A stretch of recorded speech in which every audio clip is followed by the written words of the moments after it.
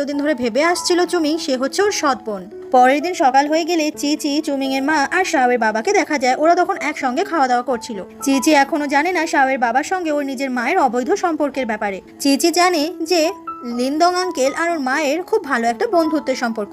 এদিকে চুমিং এর খুব মন খারাপ এই সত্যিটা জানতে পারার পর থেকে। এমনিতেই ওর মা যে এত খারাপ এটা ও কখনো মেনে নিতেই পারছে না। এরপর অফিস থেকে একটা বোর্ড মিটিং ডাকা হয় আর সেখানে ইউশিন সবার সামনে ফাঁস করে দেয় আসলে চুমিং এর মায়ের চরিত্রটা কেমন। চুমিং এর মা তো এটা কোনোভাবে মেনে নিতে পারে না যে সবাই সত্যিটা কি করে জানতে পেরে গেল। সমস্ত শেয়ার হোল্ডাররাও তখন এটা জানতে পেরে একদম অবাক হয়ে যায়। শুধু তাই নয়, ইউশিন এটাও খোঁজ নিয়ে জানতে পেরেছে ওর মা বাবার এই কোমায় চলে যাওয়ার পেছনেও রয়েছে চুমিং এর মায়ের হাত। চুমিং বলে আজ থেকে এই কোম্পানির চেয়ারম্যান আর আমার মা থাকবে না। এই কোম্পানিকে আমার মা ঠকিয়েছে, তার বদলে অবৈধ সম্পর্ক রেখেছে অন্য কারোর সঙ্গে। তাই আমার মা এই কোম্পানির আর কোনো কিছুতে কোনো অধিকারে থাকবে না। আর অবশেষে চুমিং এর মা সবটা হারিয়ে নিঃস্ব হয়ে গেল। এরপর চুমিং এর মা বাড়িতে ফিরে আসে। চুমিং এর মা তখন চুমিংকে বলে, সরি, আমি হয়তো তোর বিশ্বাসটা রাখতে পারিনি মা হিসেবে, কিন্তু আমি আজ পর্যন্ত যা যা করেছি এই কোম্পানিতে যাতে তোর অধিকারটা থাকে সেই জন্য করেছিলাম। আমি আর তোদের জীবনে কখনো আসবো না আর তোদেরকে বিরক্ত করবো না, আমি চলে যাচ্ছি। কথাটা বলে চুমিং এর মা ওখান থেকে চলে যায়। চুমিং এর তখন ভীষণ কষ্ট হচ্ছিল, কারণ যতই হোক সে তো চুমিং এর মা।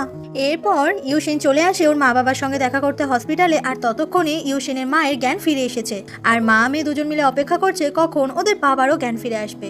ইউশিন আজকে অনেক অনেক খুশি, অবশেষে ওর মাকে ফিরে পেয়েছে, কারণ ওর মা এখন সম্পূর্ণ সুস্থ। তারপর 1 বছর পরের ঘটনা দেখানো হয়। চুমিং আর ইউশিন একটা জায়গায় ঘুরতে এসেছে আর এখন ইউশিন আবারও প্রেগনেন্ট। ওরা দুজনে অপেক্ষা করছে কবে ওদের বেবি ওদের কোলজোড়ে আসবে। ইউশিন বলে এই সুন্দর মুহূর্তটা আরো অনেক আগেই আমাদের জীবনে আসতো, যদি না সেই ঝড়গুলো আমাদের জীবনে বয়ে যেত। আমি ওগুলোকে দুঃস্বপ্নই মনে করে নেব, কারণ এখন তো সবকিছু ঠিক হয়ে গেছে। চুমিং বলে আমি তোমাকে আর কখনো ছেড়ে কোথাও যাব না, কোনোদিনও তোমাকে আর ভুল বুঝবো না।